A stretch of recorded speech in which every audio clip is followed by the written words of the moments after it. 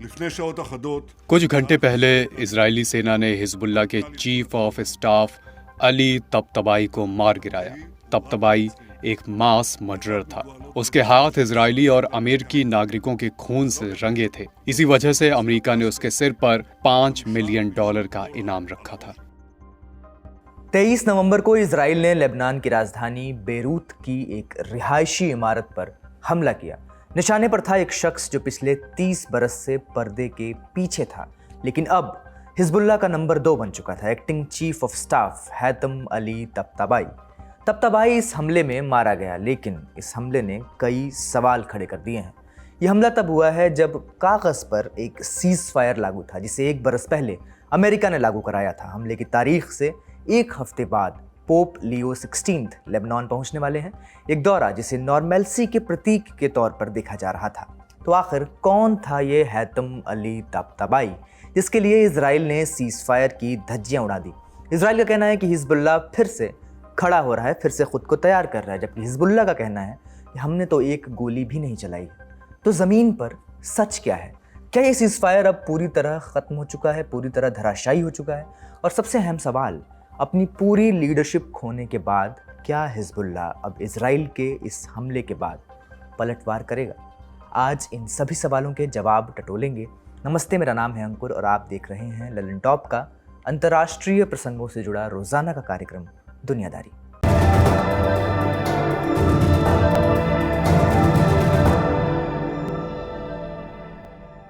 Israel Lebanon के बीच जंग की विस्तृत कहानी, जंग का इतिहास हम दुनियादारी के पुराने एपिसोड्स में बता चुके हैं। लिंक डिस्क्रिप्शन में मिल जाएगा।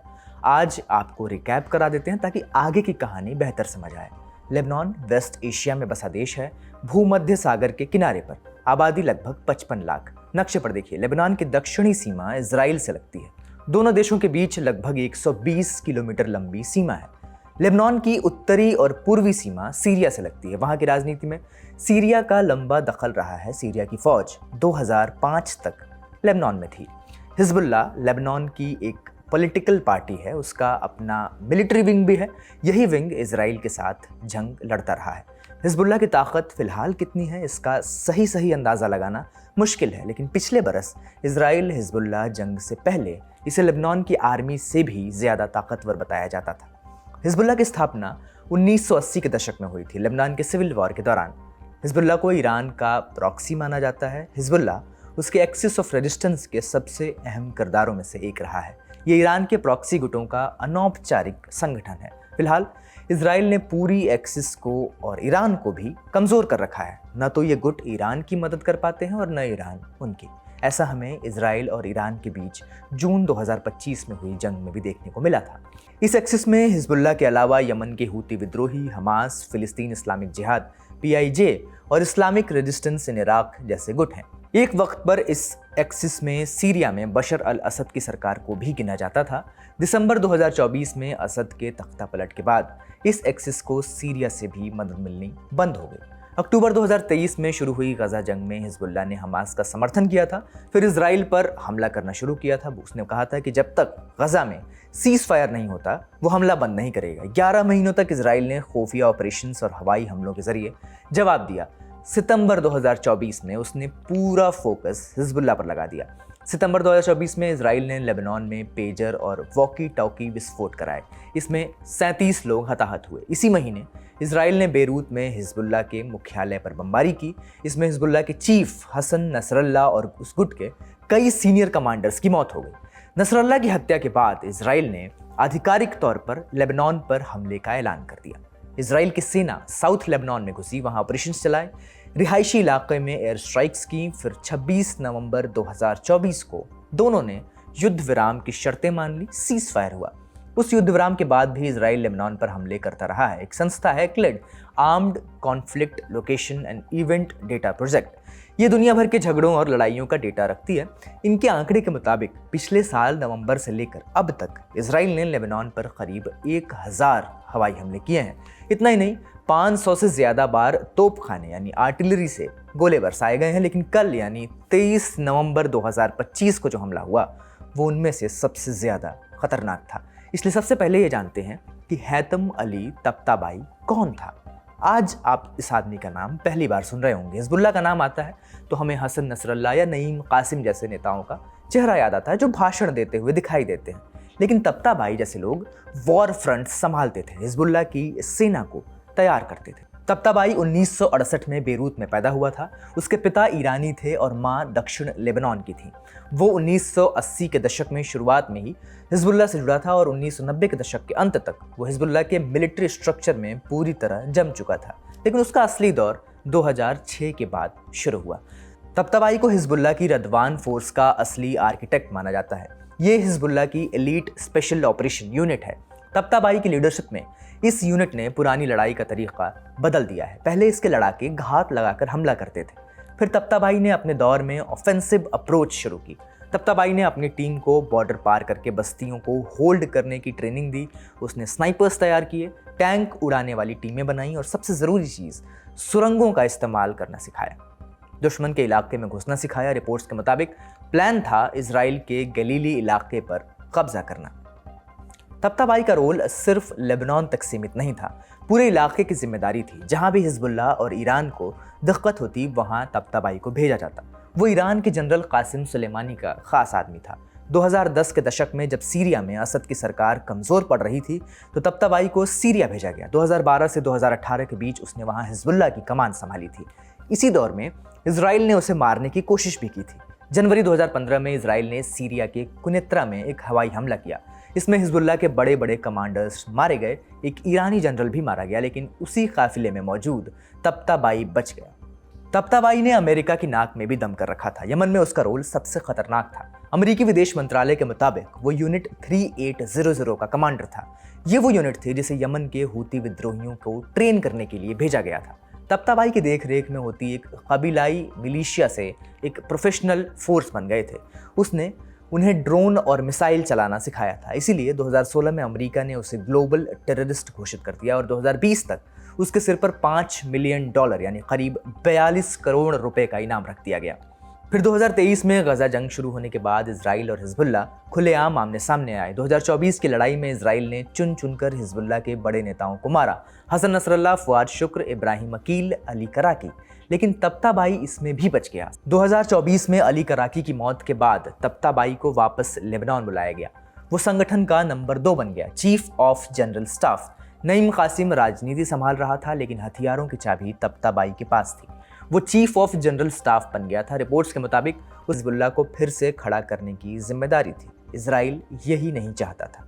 ऐसा इजराइल के प्रधानमंत्री बेंजामिन नेतन्याहू ने कहा है, सुनिए। हम कई मोर्चों पर दहशतगर्दी को निशाना बना रहे हैं। इसी वीकेंड इजरायली सेना ने लेबनान में स्ट्राइक की और हम वो सब करेंगे जो ज़रूरी है ताकि हिजबुल्लाह दोबारा कभी भी हमला करने की हिमाकत न करे। यही काम हम गजा पट्टी में कर रहे हैं। सीज फायर के बाद से हमास ने एक पल भी इसे ठीक से नहीं माना है और हम उसी हिसाब से कार्रवाई कर रहे हैं। हिजबुल्लाह की ओर से क्या जवाब आया है? हिजबुल्लाह ने एक बयान जारी करके तख्ताबाई की मौत की पुष्टि कर दी है। उन्होंने उसे एक महान जिहादी कमांडर बताया है। कहा है कि उसने अपनी ज़िंदगी के आखिरी पल तक इजराइल का मुकाबला किया। हिजबुल्लाह के एक अधिकारी हैं महमूद कमानी। उन्होंने कहा है कि इजराइल ने इस हमले से एक रेड लाइन यानी लक्ष्मण रेखा पार कर दी है। अब सवाल है कि हिजबुल्लाह इसका जवाब कैसे देगा। कमानी ने कहा है कि इसका फैसला हिजबुल्लाह की लीडरशिप करेगी। वो तय करेंगे कि बदला कब लेना है और कैसे लेना है। आज का हमला बेरूत पर हुआ ये वार एक नई रेड लाइन को पार करता है। इजराइल ऐसा पहले भी कर चुका है। इस हमले के बाद इजराइल और हिजबुल्लाह के बीच फिर से एक छोटी जंग शुरू होने की आशंका बढ़ गई है। जैसा कि हमने आपको बताया, नवंबर 2024 में दोनों के बीच एक शांति समझौता हुआ था। अमेरिका और फ्रांस ने मिलकर यह समझौता कराया था। तय हुआ था कि सीमा पार से गोलीबारी बंद होगी। इजरायली सेना 60 दिनों के अंदर दक्षिणी लेबनान से वापस जाएगी। ये लिटानी नदी के दक्षिण का पूरा इलाका डिमिलिटराइज्ड जोन बनेगा। ये नदी कहाँ है, नक्शा देखिए। तय हुआ था कि इस नदी के दक्षिण में लेबनान की सेना और यूनाइटेड नेशंस की पीस कीपिंग फोर्स के अलावा कोई हथियारबंद आदमी नहीं होगा। इसकी निगरानी के लिए एक नया तंत्र भी बनाया गया था, लेकिन ये सिस्टम अब फेल हो गया है। इजराइल ने पूरी तरह वापसी नहीं की है। उसने लड़ाई के लिए अहम 5 इलाकों पर कब्जा बनाए रखा है क्योंकि उसे लेबनान की सेना पर पूरा भरोसा नहीं था। उधर हिजबुल्लाह भी खुद को फिर से तैयार कर रहा है। समझौते के मुताबिक उन्हें वहां नहीं होना चाहिए था, लेकिन उनके लड़ाके वहां वापस आ गए हैं, वर्दी पहनकर नहीं तो बल्कि आम नागरिकों के भेष में। इजराइल ने अब तक 1700 से ज्यादा उल्लंघन रिकॉर्ड किए हैं, लेकिन लेबनान की सेना ने सिर्फ 30% मामलों पर ही कार्रवाई की है। सीज फायर का दारोमदार इस बात पर था कि लेबनान की सेना पुलिस का काम करेगी, लेकिन लेबनान की राजनीति ने उनके हाथ बांध दिए। इसी बरस जून में जब इजराइल ने हमले तेज किए तो लेबनान की सेना ने सहयोग बंद करने की धमकी दे दी। उनका कहना था कि इजराइल उनकी संप्रभुता का उल्लंघन कर रहा है, जबकि इजराइल का कहना था कि तुम कुछ नहीं कर रहे हो, इसलिए हमें ये हमले करने पड़ रहे हैं। अब बात करते हैं हिजबुल्लाह की हालत की। 2024 की जंग ने हिजबुल्लाह की कमर तोड़ दी थी। इजरायली खुफिया एजेंसियों के मुताबिक हिजबुल्लाह का हथियार भंडार लगभग खत्म हो चुका था। जंग से पहले उनके पास 1.5 लाख रॉकेट थे, अब 10,000 से भी कम बचे हैं, यानी 93% की गिरावट। सटीक मिसाइलें सैकड़ों थीं, अब कुछ दर्जन बची हैं। लड़ाके 50,000 थे, अब करीब 30,000 के करीब बताए जा रहे हैं। और तो और दिसंबर 2024 में सीरिया में बशर अल असद के तख्ता पलट के बाद सीरिया के रास्ते हथियार लाना मुश्किल हो गया है। एक वक्त था जब सीरिया और इराक से होते हुए ईरान से हथियार हिजबुल्लाह तक पहुंचते थे, लेकिन मीडिया रिपोर्ट्स का कहना है कि इन मुश्किलों के बावजूद हिजबुल्लाह खुद को फिर से तैयार कर रहा है। ये सब वो कैसे कर रहा है और उसमें फिलहाल कितनी ताकत है, समझते हैं जानकारों से। ये कह पाना कि हिजबुल्लाह की ताकत कितनी बची है ये तो बहुत मुश्किल है। कोई इसके बारे में पब्लिकली अवेलेबल इंफॉर्मेशन तो है नहीं, पर पब्लिक सपोर्ट तो है।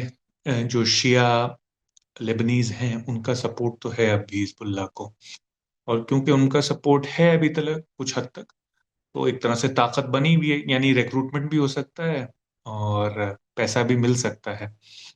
अब तो ये नहीं कह सकते कि हिजबुल्लाह पूरी तरह से खत्म हो गया है। पर अब वो किस तरह से रीऑर्गेनाइज कर रहे हैं और क्या उनकी ताकत है, मेरे ख्याल से अभी वो सरवाइव करने की कोशिश कर रहे हैं कि भाई अभी लो प्रोफाइल मेंटेन करो, और अगर वक्त हुआ तो फिर वापस रिबाउंड करेंगे। हमने जानकारों से ये भी पूछा कि इजराइल ने यह हमला इस वक्त क्यों किया, इसकी टाइमिंग से क्या पता चलता है, क्या ट्रंप की भी हामी थी इस हमले में, क्या इजराइल अगली जंग की तैयारी में है, नेतन्याहू का असली गेम प्लान क्या है। सवाल तो ये भी है कि क्या हिजबुल्लाह इस हमले का जवाब देगा। आज की तारीख में दोनों पक्षों के बीच ताकत के संतुलन को देखते हुए क्या अंदाजा लगाया जा सकता है। स्ट्रैटेजी तो साफ है, हिजबुल्लाह को वापस नहीं आने देना है। हिजबुल्लाह तहस नहस हो गया था। अब आपको पता ही है कि उसका मेन लीडर जो थे नसरुल्लाह, वो मारे गए थे। उसके बाद से हिजबुल्लाह रीआर्म करने की कोशिश कर रहा है, रीऑर्गेनाइज करने की कोशिश कर रहा है, और अब जो ये मारे गए हैं इनका मेन काम ही ये था कि रीऑर्गेनाइज करना तबातबाई का। तो तबातबाई का एलिमिनेशन कई चीजें सर्व करता है इसराइल के लिए। पहली बात तो हिजबुल्लाह को पीछे धकेलता है। दूसरी बात ये मैसेज देता है हिजबुल्लाह को कि हम तुम्हें ढूंढ रहे हैं और हम तुम्हें मारेंगे। तीसरा, लेबनान की जो सिविलियन गवर्नमेंट है उसको एक तरह से सपोर्ट मिल रहा है। चौथा, डोमेस्टिक ऑडियंस के लिए भी है, स्पेशली जो राइट विंग कैबिनेट मेंबर्स हैं जो बेचैन हो रहे थे क्योंकि इस सरकार का भी टाइम खत्म हो रहा है। इलेक्शन ड्यू हैं जल्द ही इसराइल में, आने वाले साल में 2026 में। तो कई कई मकसद थे, और इसराइल की तो ये स्ट्रेटजी है। आप देखते हैं कि हर कुछ दिनों में या तो गाजा में किसी को एलिमिनेट कर देता है, या लेबनान में या सीरिया में। हिजबुल्लाह इस वक्त जवाब देने की स्थिति में तो नहीं है, हालात उसके कमजोर हैं। तो मुझे समझ में नहीं आ रहा अगर जवाब देगा तो किस तरह से देगा। ख्वाहिश तो होगी हाँ कि जवाब दिया जाए, पर अब कैसे जवाब दे देखना पड़ेगा ये तो। बड़ी खबर यहीं तक, अब सुर्खियों की बारी। पाकिस्तान के पेशावर में 24 नवंबर सुबह करीब 8 बजे कुछ बंदूकधारियों ने एक पैरामिलिट्री फोर्स के हेडक्वार्टर पर हमला कर दिया। बिल्डिंग का नाम है फ्रंटियर कॉन्स्टेबलरी। हमलावर कितने थे इसे लेकर ठीक जानकारी अभी नहीं आई है। न्यूज़ एजेंसी एपी के मुताबिक 2 आत्मघाती हमलावर थे, रॉयटर्स के मुताबिक 3 थे। हमले में 3 सिक्योरिटी पर्सनल्स की मौत हो गई है, 11 घायल हैं। सीनियर पुलिस अफसर अहमद के मुताबिक हमले के समय करीब 150 सुरक्षाकर्मी हेडक्वार्टर के अंदर मॉर्निंग परेड ड्रिल के लिए इकट्ठा थे। एक सीनियर ऑफिसर ने रॉयटर्स को नाम छिपाने की शर्त पर बताया कि पहले हमलावर ने हेडक्वार्टर के मेन गेट पर हमला किया, तभी दूसरा भी अंदर कंपाउंड में घुस गया। इसी इलाके में रहने वाले सफदर खान ने रॉयटर्स को बताया, सेना, पुलिस और सिक्योरिटी ऑफिशियल्स ने पूरे इलाके को सील कर दिया है, ट्रैफिक रोक दी गई है। पाकिस्तान के प्रधानमंत्री शहबाज शरीफ, राष्ट्रपति आसिफ अली जरदारी और गृह मंत्री मोहसिन नकवी ने एक्स पर पोस्ट कर हमले की निंदा की है। इसके 2 हफ्ते पहले इस्लामाबाद में भी एक अदालत के बाहर एक आत्मघाती हमला हुआ था। इसमें 12 लोग मारे गए थे। इस हमले की जिम्मेदारी अभी किसी ग्रुप ने नहीं ली है। आज का दुनियादारी यहीं समाप्त होता है। अपना और अपनों का ख्याल रखिए। देखते रहिए द लर्निंग टॉप। शुक्रिया, शुभ रात्रि।